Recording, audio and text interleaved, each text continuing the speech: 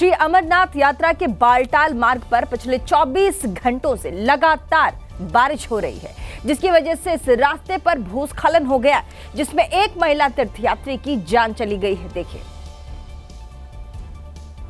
इसकी वजह है बालटाल के दोमेल गेट के पास रेल पटरी में हुआ भूस्खलन।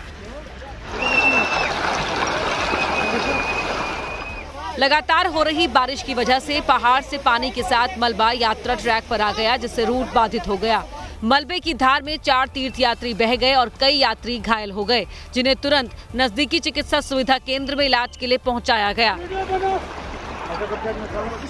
रास्ते पर रेस्क्यू ऑपरेशन भी जारी है। पिछले कई दिनों से जम्मू कश्मीर में मानसून की भारी बारिश हो रही है। मौसम विभाग ने भी आने वाले दिनों में और बारिश की संभावना जताई है। खराब मौसम की वजह से जम्मू से अमरनाथ यात्रा अगले आदेश तक के लिए स्थगित कर दी गई है। आज पवित्र अमरनाथ गुफा के लिए जम्मू से यात्रियों का कोई नया जत्था रवाना नहीं होगा। और छत्तीसगढ़ की राजधानी रायपुर के गांव बिरोदा में कच्चे घर में बुजुर्ग दंपत्ति की हत्या कर दी गई, जिससे पूरे इलाके में दहशत का माहौल देखने को मिल रहा है। देखिए, घर के अंदर मिली दोनों की लाश खून से लथपथ थी। शरीर पर मिले चोट के निशान इस बात का इशारा कर रहे हैं कि हत्या पूरी प्लानिंग के साथ की गई है। मृतक भूकन ध्रुव की उम्र 62 साल और उनकी पत्नी रुक्मणी ध्रुव की उम्र 60 साल बताई जा रही है। वहीं सूचना मिलते ही पुलिस के वरिष्ठ अधिकारी भारी पुलिस बल के साथ घटनास्थल पर पहुंचे।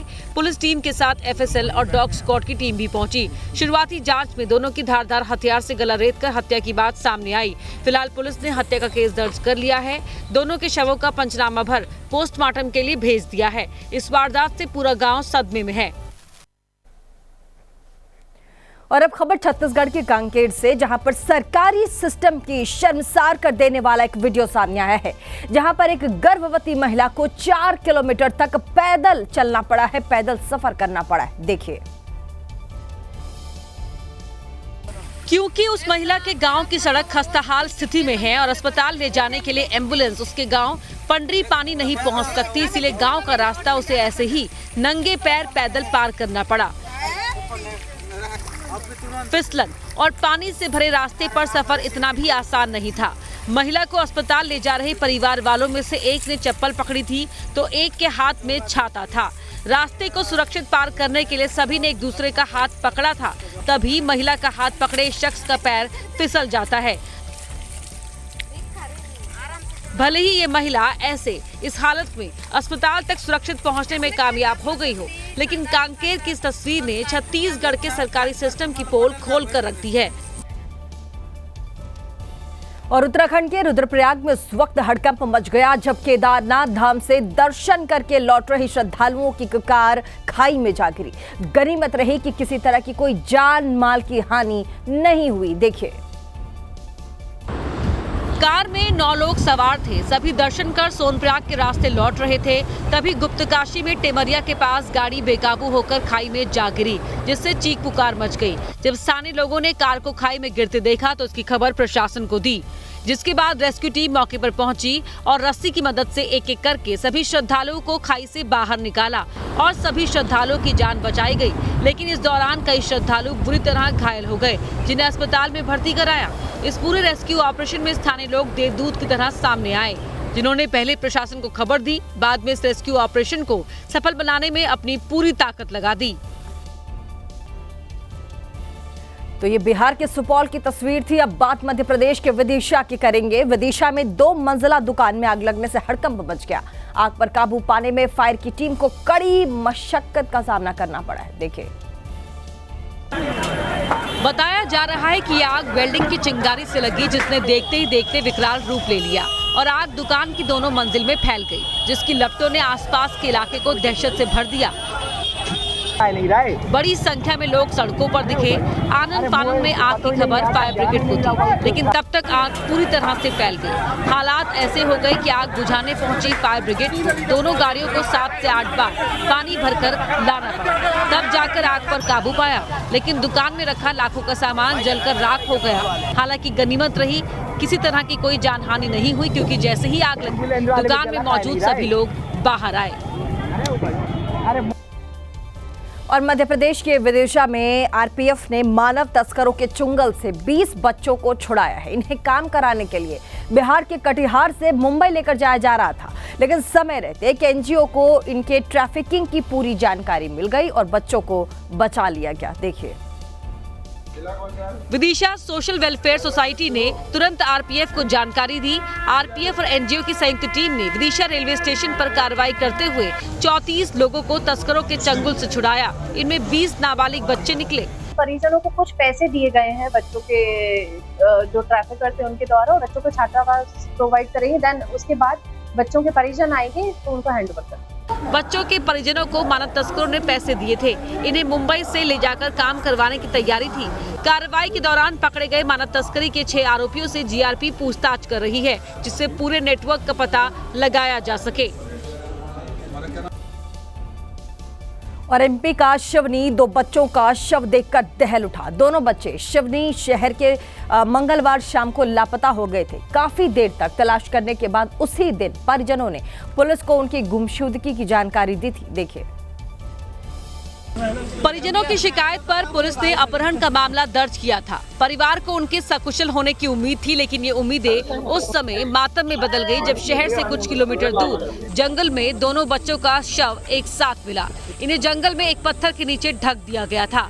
अंबा माई के जंगलों से 2 शव बरामद किए गए, जो उन्हीं बच्चों के हैं। और प्रथम दृष्टया इसमें हत्या का मामला समझ में आ रहा है, जिस पे कार्रवाई की जाए। पुलिस 2 संदिग्धों को हिरासत में लेकर पूछताछ कर रही है। फिलहाल हत्या की वजह का खुलासा नहीं हुआ है। और अमेठी में ड्रग इंस्पेक्टर द्वारा पुलिस से अभद्रता का मामला सामने आया है। आरोप है कि ड्रग इंस्पेक्टर नशे में धुत एक प्राइवेट कार में हुटर लगाकर चल रहा था। जब पुलिस ने उसे रोका तो अभद्रता करने लगा। देखिए। तस्वीरों में देख सकते हैं कि एक शख्स कभी पुलिस को धक्का देता है तो कभी थाना प्रभारी का कॉलर पकड़ने लगता है।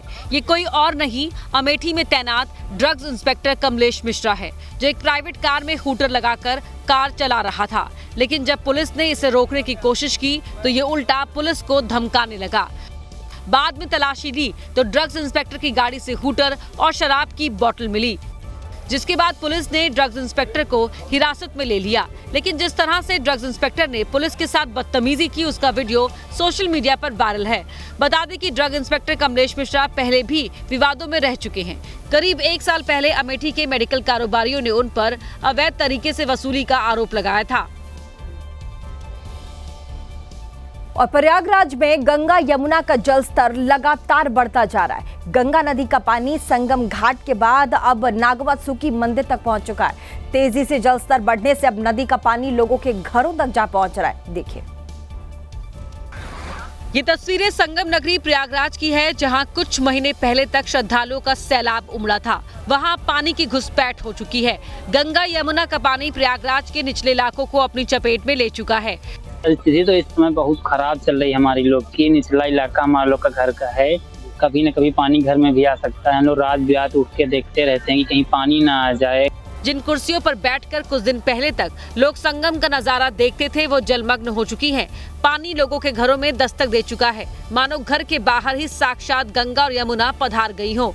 पानी आ गया है, अब तो दिक्कत तो होगी। तो अब कहीं जाना रहता तो घूम को जाना पड़ता है, हम लोग बहुत प्रॉब्लम पहुंची है। संगम का पानी नाग वासुकी मंदिर के अंदर प्रवेश करने को आतुर है। ऐसे में ये सिर्फ बाढ़ के आगमन का संकेत नहीं, विकराल तबाही की आहट नजर आती है। और सिर्फ प्रयागराज ही नहीं बल्कि वाराणसी में भी गंगा के बढ़ते जलस्तर का असर अब दिखाई देने लगा है, जहां पर गंगा का पानी तेजी से बढ़ रहा है। हालात ऐसे हैं कि सभी 84 घाट पूरी तरह से जलमग्न हो चुके हैं। यहां तक कि सबसे ऊंचा नमो घाट तक गंगा का पानी पहुंच गया है। तस्वीरों में आप देख सकते हैं कि वाराणसी का मशहूर नमो घाट जलमग्न हो चुका है। यहाँ बने नमस्ते की आकृति में बनी 4 बड़ी मूर्तियां जलमग्न हो गई। वहीं बढ़ते जलस्तर को देखते हुए प्रशासन ने सेल्फी और नाव संचालन पर फिलहाल रोक लगा दी है। सुरक्षा एजेंसियां भी सभी घाटों पर अलर्ट कर दी गई हैं। 2 तस्वीर इस वक्त हम आपको दिखा रहे हैं, काशी में सैलाब का और साथ ही किस तरीके से वाराणसी का नमो घाट भी इस वक्त आपको गंगा के पानी से तरबतर दिख रहा है। और नमस्ते की आकृति वाली ये जो मूर्तियां हैं ये भी पानी में तरबतर नजर आ रही हैं। और ऐसे में देखिए जिस तरीके से अब जलस्तर लगातार घाटों पे बढ़ता जा रहा है, वैसे आसपास जो घाट हैं और मंदिर बने हैं वहां तक भी पानी अब पहुंच रहा है।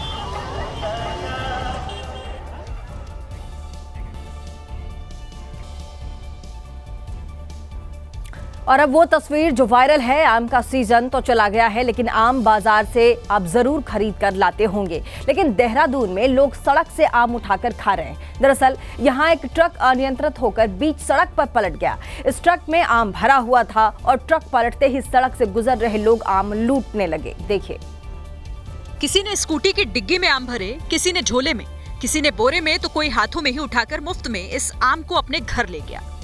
किसी ने 10 किलो आम भरे तो किसी ने 20 किलो, जिसके हाथ जो लगा वो उतने आम ले गया।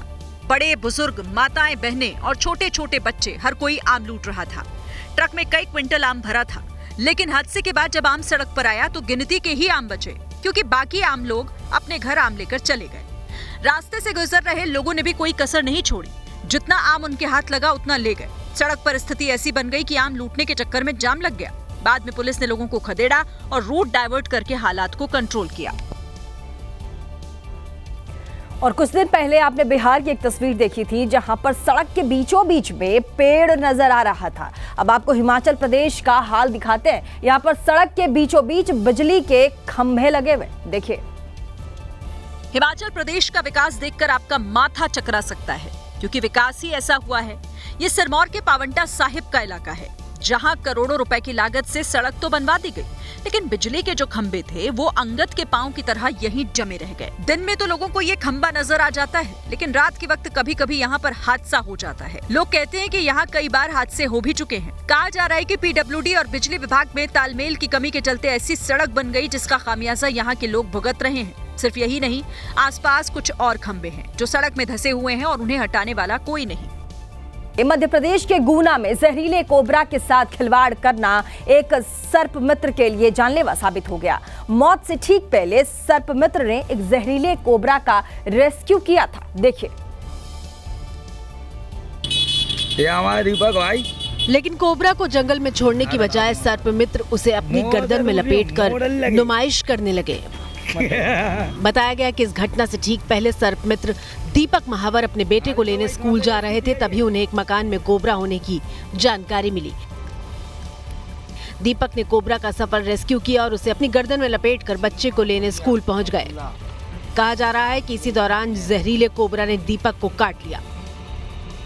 उनको तुरंत राघोगढ़ के अस्पताल पहुंचाया गया, जहां से उन्हें गुना रेफर कर दिया गया। इलाज के बाद दीपक घर लौट आए, लेकिन रात में तबीयत बिगड़ने की वजह से उनकी मौत हो गई। जहरीले कोबरा से इस जानलेवा खिलवाड़ ने एक पिता से उसका बेटा और एक बेटे से उसका पिता छीन लिया। और अब खबर तेलंगाना से। तेलंगाना के नागर कर्नूल जिले के एक गर्ल्स हॉस्टल में सांप निकलने से हड़कंप मच गया। आनन फानन में वन विभाग को बुलाया गया और सांप का रेस्क्यू करके उसे जंगल में छोड़ दिया गया, देखिए। सांप ज्योतिराव फुले गर्ल्स हॉस्टल के बाथरूम में एक बाल्टी के पीछे छिपा हुआ था, जिसे देखकर छात्रों में दहशत मच गई। तुरंत वन विभाग की टीम को बुलाया गया। टीम पहुंची तो सही, लेकिन सांप को पकड़ने के लिए उसे कड़ी मशक्कत करनी पड़ी। हालांकि काफी देर बाद सांप को पकड़कर एक बॉटल में बंद किया गया, जिससे छात्राओं ने राहत की सांस ली। हालांकि इस इलाके में सांपों का निकलना आम बात है, जिसकी वजह से छात्रों में अक्सर खौफ का माहौल बना रहता है।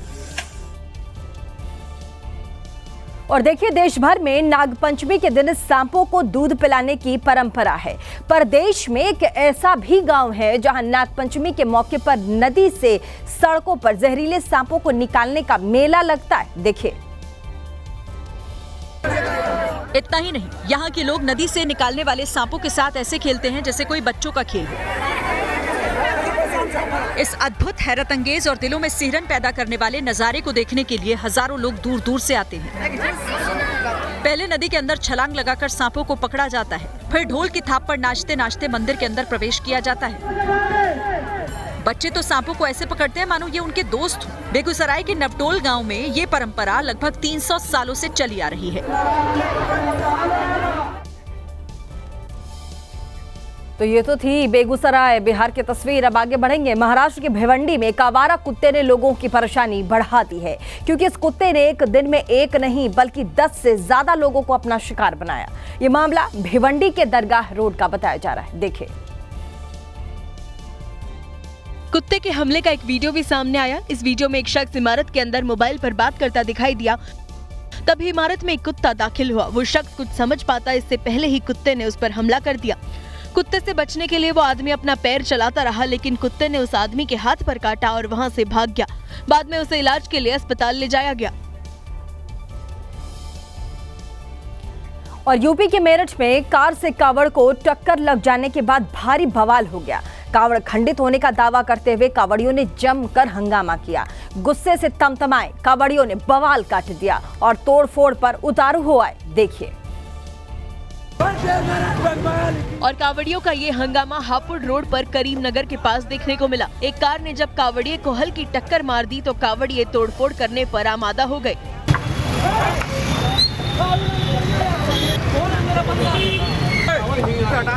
पुलिस कावड़ियों को समझाने की बहुत कोशिश करती रही, लेकिन गुस्से से तिलमिलाए कावड़िए अधिकारियों की बात सुनने को भी तैयार न हुए।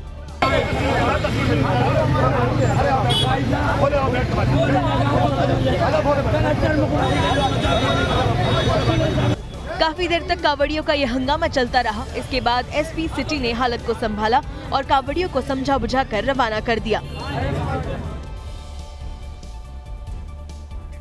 और सरकार ने तय किया है कि कावड़ यात्रा में जो डीजे शामिल होगा उसकी ऊंचाई 10 फीट और चौड़ाई 12 फीट से ज्यादा नहीं होगी। नियम ये भी है कि धर्म और जाति की प्रशंसा वाले गाने नहीं बजाए जाएंगे। हालांकि जब एबीपी न्यूज की टीम ने इसकी पड़ताल की तो हमने पाया कि कावड़ यात्रा में सरकारी नियमों की जमकर धज्जियां उड़ाई जा रही है। आप भी देखिए। और आलम यह है कि यूपी के कावड़िए बेखौफ है। यूपी में जो डीजे कावड़ यात्रा के साथ चल रहे हैं उनकी ऊंचाई 12 से 15 फीट है और चौड़ाई भी कावड़िए खुद तय कर रहे हैं। उत्तराखंड गए थे तब कोई दिक्कत नहीं हुई थी? दिक्कत हुई थी, ये हमने यूपी में आके लगाया सारा। 10 फुट आई थी वहाँ पे। वहाँ पर मतलब कहते पालन करा था 10 फीट का, यहाँ पर 2 फीट ऊपर कराए। मतलब कावड़िए उत्तराखंड में तो नियम कायदों को मान रहे हैं, लेकिन यूपी में घुसते ही वही लोग नियमों को तार तार कर देते हैं। उत्तराखंड का सारा नकली है उधर का सब। उत्तराखंड की पुलिस बहुत गंदी है भाई। टोल टैक्स पे इतने डंडे मारे। वो अलग बात है कि सीएम योगी खुद कावड़ियों पर पुष्प वर्षा करते हैं, लेकिन आज कावड़िए यूपी सरकार की गाइडलाइन का पालन करते नहीं दिखते। और समाजवादी पार्टी की सांसद इकरा हसन के तेवर यूं तो राजनीति में काफी तल्ख रहते हैं, लेकिन सार्वजनिक कार्यक्रमों में वो अक्सर बढ़ चढ़कर हिस्सा लेती हैं। इस बार वो भगवा गमछा पहनकर नजर आई। देखिए। इकरा हसन का ऐसा ही एक वीडियो वायरल हो रहा है जिसमें वो गंगा जमुनी तहजीब की मिसाल पेश कर रही हैं। दरअसल इकरा हसन सहारनपुर में शिव सेवा कांवड़ शिविर में पहुंची और यहां पर उन्होंने न सिर्फ शिव भक्तों की सेवा की बल्कि अपने हाथों से उन्हें खाना भी परोसा। इस दौरान इकरा हसन ने कहा कि देश की संस्कृति इसी तरह प्यार और अमन के साथ आगे बढ़ती रहे। इतना ही नहीं, उन्होंने ये भी कहा कि हमें सभी धर्मों का सम्मान करना चाहिए और उनके कार्यक्रमों में हिस्सा लेना चाहिए। और कांवड़ यात्रा को लेकर कांवड़ियों का उत्पात अभी चल ही रहा था कि उसमें सियासत भी अब शुरू हो गई है। मध्य प्रदेश के पूर्व मुख्यमंत्री और सांसद कांग्रेस के सांसद दिग्विजय सिंह ने सोशल मीडिया पर एक पोस्ट किया जिस पर विवाद हो गया। देखिए। क्योंकि मेटा पर पोस्ट करते हुए दिग्विजय सिंह ने 2 तस्वीरें शेयर की। एक तस्वीर में कांवड़ यात्रा को सड़क पर दिखाया गया, जबकि दूसरी तस्वीर में सड़क पर नमाज अदा करते लोग नजर आ रहे हैं। ये 2 तस्वीरें शेयर करते हुए दिग्विजय सिंह ने सवाल उठाए और पूछा कि एक देश में 2 कानून क्यों। हालांकि दिग्विजय सिंह के इस पोस्ट पर बीजेपी ने तीखी प्रतिक्रिया दी। मध्य प्रदेश के मंत्री विश्वास सारंग ने दिग्विजय सिंह को मौलाना करार देते हुए सनातन विरोधी बता दिया। मौलाना दिग्विजय सिंह केवल सनातन का विरोध करते हैं। कांवड़ यात्रा जैसी पावन पर्व को भी वो विवादास्पद करना चाहते हैं। विश्वास सारंग ने कहा कि भगवा को आतंकवाद से जोड़ने वाले दिग्विजय सिंह सनातन को बदनाम करने का काम कर रहे हैं। और चलिए एक बड़ी खबर आ रही है आपको। बड़ी खबर उड़ीसा की बता दें, बालासोर में छात्रा की आत्महत्या पर कांग्रेस का लगातार प्रदर्शन जारी है। और इसी के साथ बड़ी खबर, लगातार दूसरे दिन उड़ीसा में कांग्रेस का प्रदर्शन चल रहा है। आज विपक्ष ने हल्ला बोल किया है, उड़ीसा बंद का ऐलान किया है। आपको बता दें, संभलपुर में कांग्रेस कार्यकर्ताओं ने ट्रेन भी रोक दी है। कल कांग्रेस ने उड़ीसा विधानसभा की घेराबंदी की थी, तो आपको याद होगा कि कैसे एक पीड़ित छात्रा ने लगातार पहले तो प्रशासन से गुहार लगाई कि कैसे उसके साथ यौन उत्पीड़न हुआ है, लेकिन जब प्रशासन ने उसकी सूध नहीं ली, किसी ने उस बच्ची की नहीं सुनी, तो उसने आत्मदाह कर लिया। और अब ऐसे में लगातार प्रशासन पर विपक्ष सवाल खड़े कर रहा है और आज उड़ीसा में जबरदस्त प्रदर्शन कर रहा, सरकार को घेरने की कोशिश और ट्रेन रोककर उड़ीसा बंद का ऐलान किया गया है। इसी के साथ यूपी के अमरोहा में चोर ने मंदिर को निशाना बनाया है, लेकिन चोरी से ठीक पहले ये चोर भगवान का आशीर्वाद लेना ना भूला। चोरी की वारदात मंदिर में लगे सीसीटीवी कैमरे में भी कैद हो गई। देखिए, जैसे ही चोर हनुमान मंदिर के अंदर घुसा, सबसे पहले उनकी नजर दान पेटी पर गई। इस दौरान उसने दान पेटी के ऊपर रखा सामान अलग कर दिया और मंदिर के अंदर भगवान के दर्शन करने चला गया, ताकि किसी को चोरी का शक ना हो। इसके बाद जब वो वापस लौटा तो एक बार के लिए तो लगा कि चोर वापस जा रहा है, क्योंकि गेट के बाहर निकलते ही उसने मंदिर को प्रणाम किया, गलती के लिए माफी भी मांगी। लेकिन अगले ही पल वो फिर मंदिर के अंदर घुसा। इस बार उसने बगल में रखी पूरी दान पेटी उठा ली और दोस्त को बुलाकर उसकी बाइक में रफू चक्कर हो गया। मामला अमरोहा देहात क्षेत्र के इमलीवाली गांव का है। और यूपी के लखनऊ में 5 साल की मासूम की कातिल मां को पुलिस ने गिरफ्तार कर लिया। वारदात के बाद से ही यह महिला बार बार अपना बयान बदल रही थी। दरअसल रोशनी नाम की इस महिला का अपने पति शाहरुख से प्रॉपर्टी को लेकर विवाद था, जिसके बाद से वो अपने प्रेमी उदित जायसवाल के साथ रहने लगी थी। हालांकि 5 साल की मासूम सना मां के साथ ही रहती थी। रोशनी ने शाहरुख को फंसाने के लिए हर चाल चली, लेकिन कामयाब नहीं हो सकी। लिहाजा उसने अपनी बेटी की ही हत्या की साजिश रच डाली। इस वारदात में उसका साथ उसके प्रेमी उदित जायसवाल ने भी दिया और रात में बच्ची के सीने पर बैठकर दोनों ने उसका गला दबा दिया। वारदात के बाद रोशनी और उसका प्रेमी एक होटल में रुके और पुलिस को फोन कर मर्डर का ठीकरा शाहरुख पर फोड़ दिया। लेकिन बार बार बदलते बयान की वजह से वो फंस गई, जिसके बाद रोशनी को प्रेमी उदित के साथ पुलिस ने गिरफ्तार किया। और मध्य प्रदेश के जबलपुर में जिम ट्रेनर पर लव जिहाद का आरोप लगा है। इधर हिंदूवादी संगठनों ने विरोध में थाना का घेराव भी किया है। देखिए, सबसे हैरानी वाली बात तो ये है कि आरोपी का नाम अमन खान था, लेकिन वो खान की जगह अपने नाम के पीछे राज लगाता था ताकि उसकी पहचान छिपी रह सके। युवती ने आरोप लगाया कि अमन ने न सिर्फ उसे कई बार गलत तरीके से छुआ, बल्कि उस पर धर्म परिवर्तन करने का भी दबाव बनाया। युवती जब युवक की शिकायत लेकर थाने पहुंची तो वहां कुछ हिंदूवादी संगठन भी आ गए और थाने का घेराव किया। फिलहाल पुलिस ने कार्रवाई करते हुए आरोपी अमन खान को गिरफ्तार कर लिया है। हिंदूवादी संगठनों की मांग है कि शहर के सभी फिटनेस सेंटर्स में महिला जिम ट्रेनर नियुक्त किए जाएं, ताकि लड़कियों के साथ होने वाले शारीरिक शोषण को रोका जा सके। और यूपी के फर्रुखाबाद में पुलिस प्रताड़ना से तंग आकर एक शख्स ने खुदकुशी कर ली। अधिकारियों ने एक्शन लेते हुए दोनों पुलिसकर्मियों को लाइन हाजिर कर दिया है। देखिए, यशवंत यादव और महेश। हैंडराइटिंग से पैंट पर लिखे ये सिर्फ 2 लोगों के नाम नहीं है, ये नाम है उन कातिलों के जिन्होंने एक शख्स को चौकी के अंदर इतना पीटा कि उसे आत्महत्या के लिए मजबूर कर दिया। फर्रुखाबाद के दिलीप राजपूत ने अपनी आखिरी सांस से पहले पुलिस वालों के नाम अपनी पैंट पर लिखे। इंसाफ की आस लिए दिलीप पुलिस चौकी पहुंचा था, लेकिन उसे क्या पता था कि जिंदगी का आखिरी दिन होने वाला है। दरअसल 14 जुलाई को दिलीप और उसकी पत्नी नीरज में विवाद हुआ। पत्नी ने पुलिस में शिकायत की तो दिलीप को बुलाया गया। आरोप है कि चौकी में समझौते के लिए दिलीप से 50,000 रुपए मांगे गए। पैसे ना देने पर मारपीट हुई और 40,000 में मामला रफा दफा हुआ। घर लौटकर दिलीप ने अपनी पैंट पर अपने ससुराल वालों और 2 सिपाहियों यशवंत यादव और महेश का नाम लिखकर उन्हें अपनी मौत का जिम्मेदार ठहराया। सुबह उसका शव फंदे से लटका मिला। फिलहाल एसपी के आदेश पर दोनों आरोपियों के खिलाफ केस दर्ज कर उन्हें लाइन हाजिर कर दिया गया है। और बिहार में इन दिनों चुनाव प्रचार जोर शोर से चल रहा है। सरकारी योजनाओं के उद्घाटन के साथ साथ एनडीए सरकार प्रचार प्रसार कर रही है, लेकिन इसी बीच लखीसराय जिले से हैरान कर देने वाली तस्वीर सामने आई। आप भी देखिए। हैरान करने वाली बात यह है कि जिस कार्यक्रम में केंद्रीय मंत्री और जेडीयू नेता ललन सिंह और बिहार सरकार के मंत्री अशोक चौधरी पहुंचे थे, वहां लोगों के खाने में मटन की व्यवस्था की गई थी। सावन के महीने में मटन खिलाना नया विवाद खड़ा कर सकता है। मटन बढ़िया बना है, बहुत सुंदर। इस सावन में मटन खा रहे हैं, वो बात नहीं, हम लोग खाते हैं सब दिन। इनको देखिए पीस मिला है पूरा, दिखाइए इनको, देखिए पूरा एकदम खुश है। और ये जेडीयू का कार्यकर्ताओं का भोज है। जिन लोगों को मटन मिला वो तो खुश थे, लेकिन जिन्हें मटन का पीस नहीं मिला वो दूसरी पार्टी को वोट देने की बात कहने लगे। चावल लेकर बैठे हुए हैं, किस तरीके से उन्हें क्या लग रहा है? चावल है सर, लेकिन पानी का भी व्यवस्था। चावल देखिए सूख चुका है पूरा, 2 घंटा सब लोग ऑलरेडी बैठे हुए हैं। मटन आप लोग को नहीं मिला? मटन मिल नहीं रहा है, आदमी उधर बाल्टी खींच के सब लेके जा रहा है। बताइए किस तरह से चलेगा ऐसे में? जब खाना नहीं खिला सकता है तो बिहार क्या चला सकता है, आप ये बताइए। कार्यक्रम में लोगों की खचाखच भीड़ थी। महिलाएं भी बड़ी संख्या में यहाँ पहुँची थी, जिन्होंने पहले नेताओं का भाषण सुना, फिर मटन खाया। और इसी खबर को आगे बढ़ाते हुए बड़ी खबर का रुख कर लेंगे। ललन सिंह की मटन पार्टी पर अब सवाल उठ रहे हैं। आपको बता दें, लालू यादव की बेटी रोहिणी आचार्य ने कई सवाल उठाए हैं। रोहिणी यादव कहती हैं, दूसरों के खान पान पर सवाल उठाने वाले धूर्त हैं।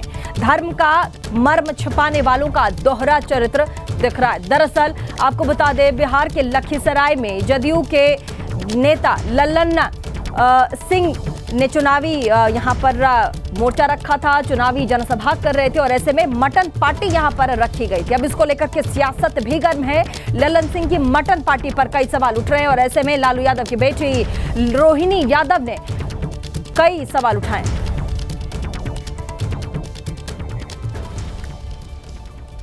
और बिहार में इस साल विधानसभा चुनाव होने वाले हैं। चुनाव आयोग प्रदेश में वोटर्स लिस्ट रिवीजन का काम कर रही है, जिस पर विपक्ष जमकर आरोप लगा रहा है। इसी वोटर लिस्ट रिवीजन को लेकर के AIMIM चीफ असदुद्दीन ओवैसी ने प्रधानमंत्री को अपने लपेटे में लिया। देखिए।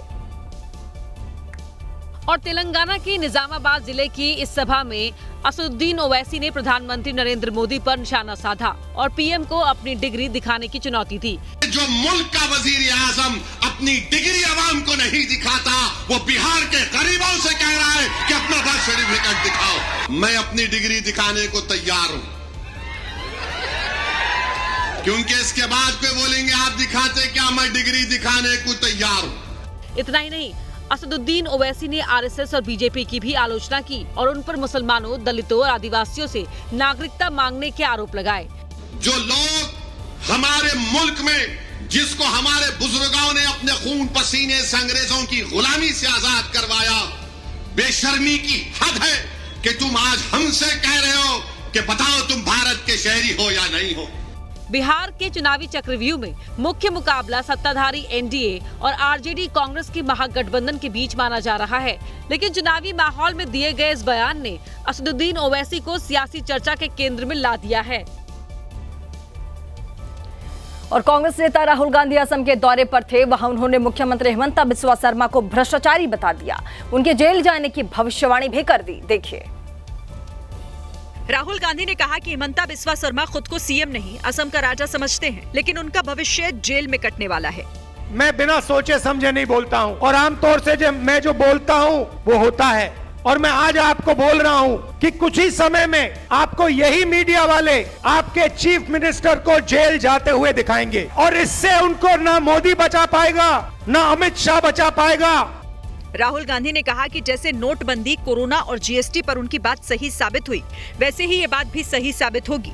कि वो जानते हैं कि एक ना एक दिन कांग्रेस के जो बब्बर शेर हैं, उन्हें पकड़ के जेल के अंदर डाल देंगे। वो जानते हैं कि जो उन्होंने भ्रष्टाचार किया है, उनके परिवार ने जो भ्रष्टाचार किया है, कभी ना कभी उसका हिसाब उन्हें असम की जनता को देना पड़ेगा। उधर हिमंता ने भी फौरन राहुल पर पलटवार किया और सोशल मीडिया पर लिखा, राहुल गांधी शायद भूल गए हैं कि वो खुद जमानत पर बाहर हैं।